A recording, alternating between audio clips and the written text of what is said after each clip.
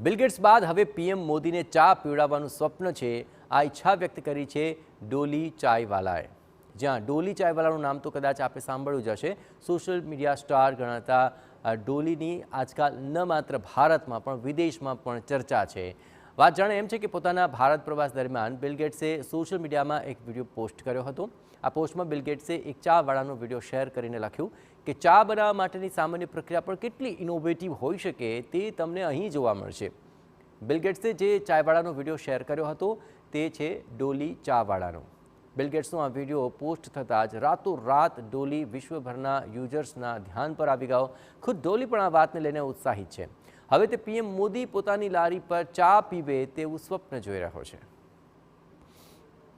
अभी भविष्य में आपको किसको चाय पिलानी है? नरेंद्र मोदी जी को, और पक्का पिलाएंगे उनको चाय अगर जो हमारे पास आएंगे तो।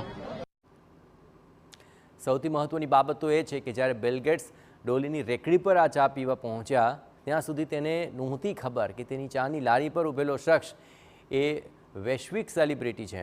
પોતાના રેકડી પર ચા પીતા પહેલાં અને ચા પીધા બાદ બિલ ગેટ્સે શું કહ્યું આવું આપને પણ સંભળાવીએ ડોલીના મુખેથી। मेरे को बिल्कुल पता नहीं था, मैं तो समझा था कि फॉरेन कंट्री के बंदे हैं, इनको चाय पिलाना चाहिए, तो मैंने चाय पिलाया।